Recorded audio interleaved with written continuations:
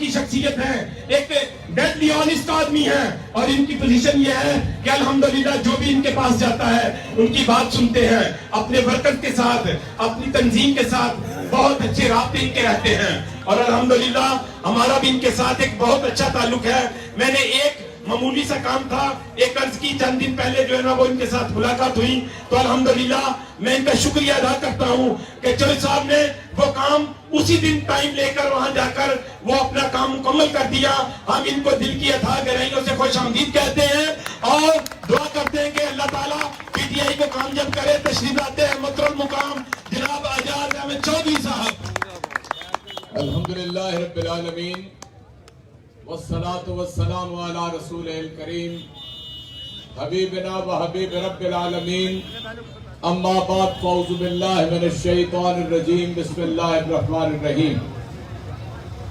واجب الاحترام صاحب خانہ سربراہ خاندان جناب راؤ فضل الرحمان صاحب, جناب علی امتیاز بڑھائچ صاحب general secretary Tehreek Insaf central Punjab, Idris Cheema صاحب, جناب افتخار ساحل صاحب, جناب رانا شفیق صاحب, اور ہماری سیاسی قیادت کے جناب چیمہ صاحب, ناصر چیمہ صاحب, جناب حاجی امان اللہ صاحب, جناب افتخار سندھو صاحب, اور میرے اپنا بعید بیو صاحب تشریف رکھتے ہیں, زرار خان صاحب بیٹھے ہیں, اور ادھر کون رہ گیا ہے, یہ میری بہن ہے کاؤنسلر نصرت آرا صاحبہ, اور کوئی رہ نہ جائے اللہ رکھا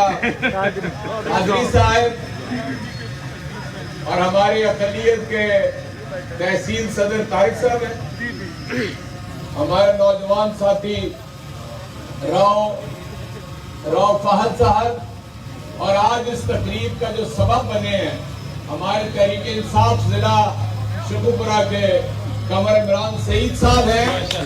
اور انشاءاللہ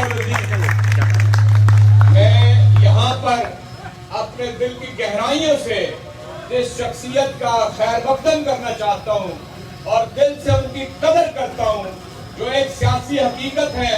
جام کے چیمہ کی جسے آپ پینٹ کہہ رہے ہیں, یہ پینٹ نہیں ہے, الحمدللہ یہ شہر ہے, اور اسے شہروں جیسا شہر بننا ہوگا, اور انشاءاللہ تعالی راؤ عاقب اقبال صاحب کی سربراہی میں انشاءاللہ بنے گا.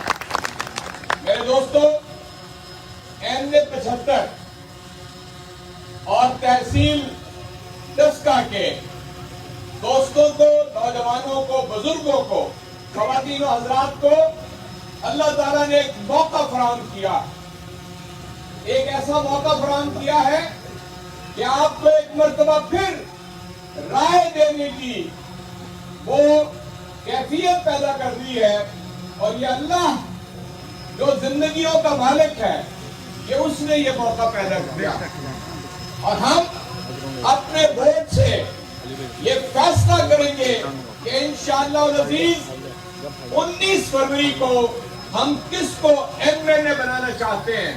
اس شخص کو کہ جو جا کر حکومت کے ایوان کے اندر ایم این اے بن کے پھرے گا, یا کوئی ایسا کہ جو اپوزیشن میں جائے گا اور پھر سڑکوں کے اوپر رولے گا, پھر اس کے سربراہ اسے کہیں گے کہ استعفیٰ دے دو, ہم نے جیب میں ڈالنا ہے, کسی ایسے بات.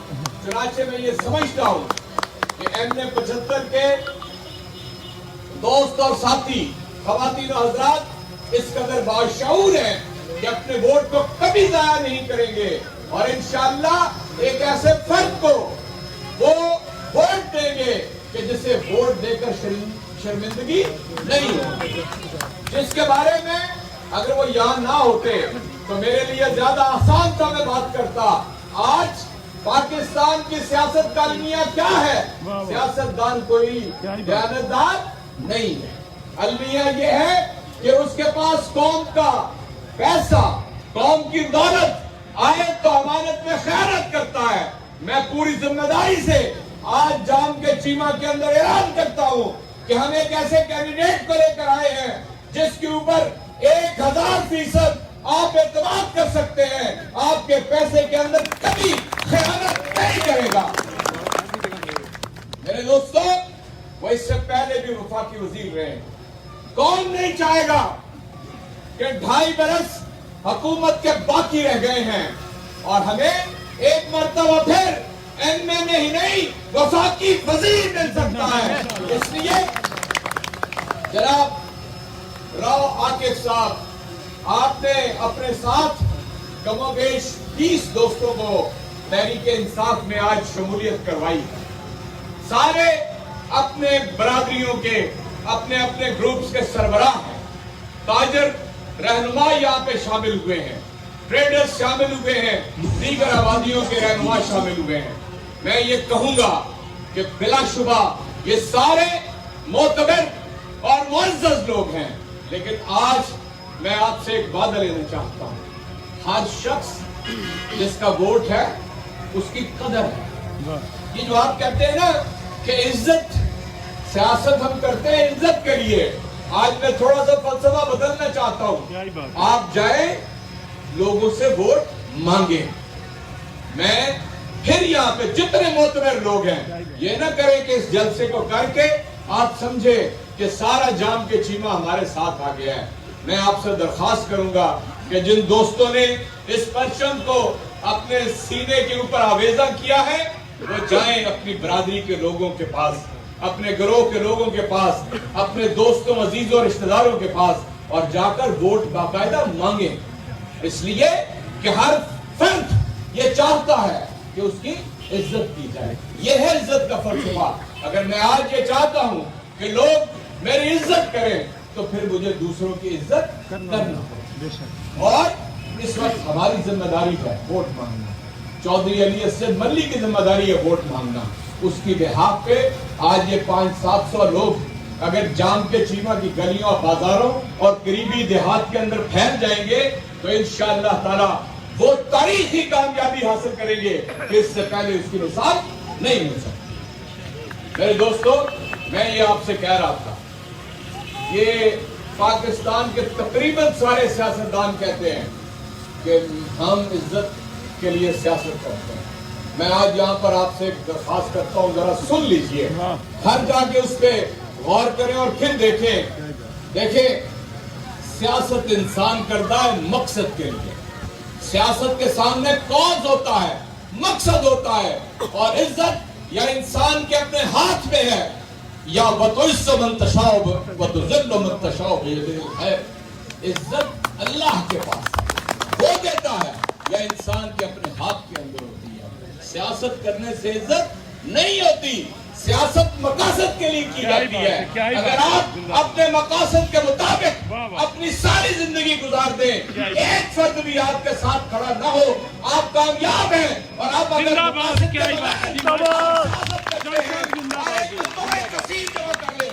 جب اللہ کے حضور جائیں گے محمد رسول اللہ کی شفاعت کے لیے پکاریں گے, نہ شفاعت ملے گی نہ اللہ کے دربار میں عزت ملے گی. عزت اور ذلت کا مالک پاک پروردگار یا رب العالمین ہے. کہیے یا رب العالمین ہے. میرے دوستو آج کے بعد یہ یاد کر لیں کہ اس دنیا کے اندر عمران خان نے بڑا نام پڑا. آپ کو معلوم ہے میں اکثر جہاں جا کے کہتا ہوں, میں چیلنج کرتا ہوں, پاکستان کی 73 سال کی تاریخ میں چیلنج کرتا ہوں, اس جیسی کوئی شخصیت میدان سیاست میں ہو تو مجھے بتائیے.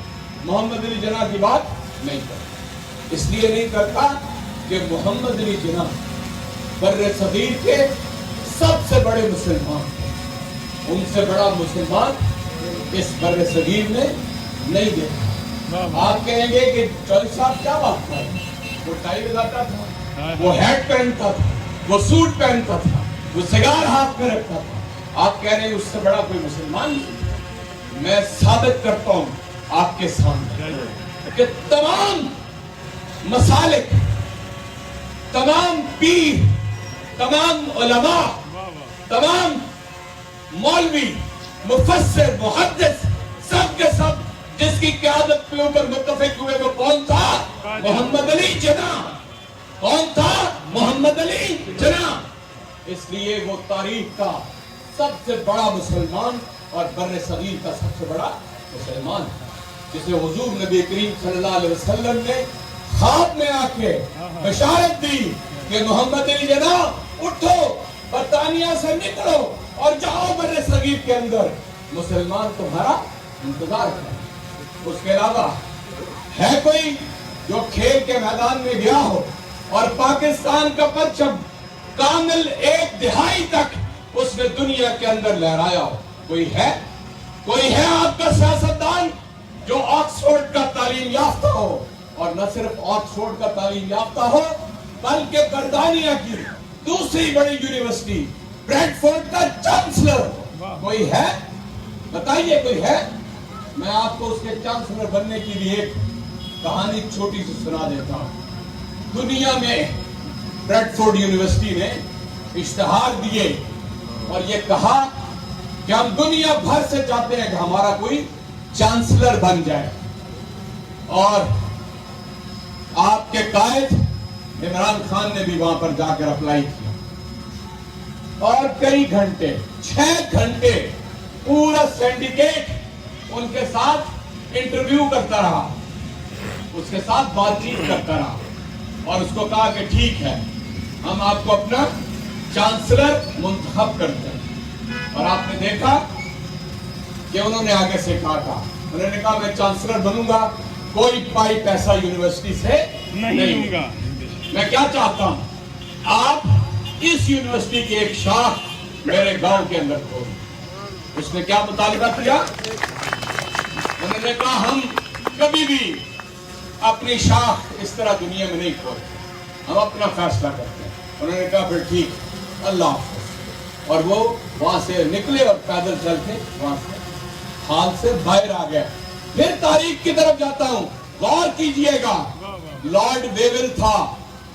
लॉर्ड वेविल ने मोहम्मद अली जिन्ना को बुलाया, यानी आखिरी वाइसराय से जो पहला वाइसराय था, लॉर्ड वेविल, उसने बुलाया मोहम्मद अली जिन्ना को और बुला के कहा कि मोहम्मद अली जिन्ना, अगर मैं तुम्हें पूरे बर्रे सगीर का लेफ्टिनेंट जनरल बना दूं, क्योंकि वो वाइसराय वहां से मुकर्रर होता था और बर्रे सगीर से लेफ्टिनेंट जनरल मुकर्रर होता था, तुम क्या पाकिस्तान का और मुसलमानों के लिए अलग ममलिकत की ख्वाब देख रहे हो? मैं तुम्हें पूरे बर्रे सगीर का आपको मैं सरबराह बना देता हूं। आपको पता है तारीख क्या लिखती है? मोहम्मद अली जिन्ना ने अपना हैट उठाया और उल्टे पांव चल के उसके दफ्तर से बाहर निकल गए। जब दरवाजे के करीब पहुंचे तो लॉर्ड वेविल ने आवाज दी, look mister Jinnah, listen to me. Quaid-e-Azam पलट के आए और कहा कि don't call me again to your office, मुझे अपने दफ्तर में दोबारा न बुलाना। Mohammad Ali Jinnah is not here to sell his nation. Mohammad Ali Jinnah अपनी कौम बेचने के लिए नहीं आया। और if you want to meet me you have to come to my office. अगर तुम मुझे मिलना चाहते हो तो आओ मेरे दफ्तर। ये था आपका कायद और आपका दूसरा कायद ब्रैडफोर्ड यूनिवर्सिटी वालों को कह के आया कि मैं जब तक ये मेरी शर्त है, मुझे आपसे कुछ नहीं चाहिए। आपको मालूम है क्या हुआ? फिर उसके बाद फिर इमरान खान को फिर कॉल आई, फिर बुलवाया गया। उन्होंने कहा कि हम तुम्हारे गांव के अंदर यूनिवर्सिटी बना देंगे, तुम हमारे चांसलर बनने का मुआहदा कर दो। चुनाचे 6 बरस तक चांसलर रहे इमरान खान बरतानिया की यूनिवर्सिटी के। और फिर मैं आपको बताऊं, उस वक्त उन्होंने चांसलरशिप छोड़ दी जब उन्होंने पाकिस्तान की सियासत में कदम रखना था। और नमल के नाम पे यूनिवर्सिटी मियां वाली के करीब आज भी मौजूद है। 99% बच्चे वहां पर मुफ्त तालीम हासिल करते हैं। फिर कोई सियासतदान आपने देखा, मैं बात लंबी नहीं करना चाहता, जिसने एक नहीं 3 अस्पताल बना दिए और चौथा बन रहा, जहां पे 75% गरीब आदमी की, गरीब आदमी का इलाज मुफ्त होता है, कैंसर का। और कभी किसी ने अगर देखा हो, उस औरत को देखकर मेरा कलेजा मुंह पर आ गया था। वैसे एक अजान हमने सुन ली है, लेकिन इसके बावजूद अगर आप चाहें तो मैं खामोश कंटिन्यू करें, क्योंकि बात एक अजान सुन ली हमने।